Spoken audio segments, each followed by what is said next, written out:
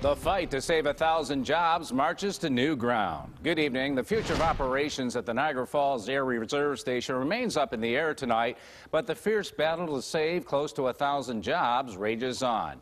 Defense Secretary Leon Panetta now plans to come here himself. So will this land more support to save the 107? News 4's George Rickard is here with the Well, Don, it certainly can't hurt those chances. And if the decision to cut the 107th was really a done deal, the Defense Secretary may not be making the time to come here and see it for himself. The promise came last night during a meeting where Congresswoman Kathy Hochul was urging Defense Secretary Leon Panetta to reconsider a plan that would eliminate the 107th Airlift Wing and the nearly 1,000 jobs that go with it. I was talking about this, and I just occurred. I said, why don't you just come on and speak to yourself, Mr. Secretary, and you know what I'm talking about.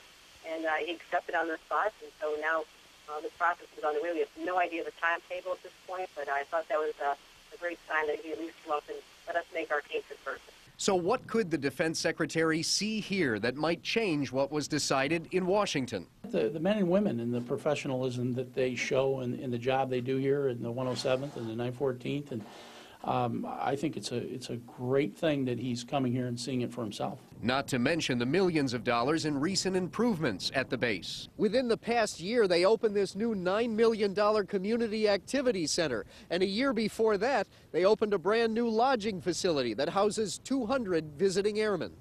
And construction is still underway on a $6 million indoor firing range. That'll open in a few months. The base itself has received many improvements.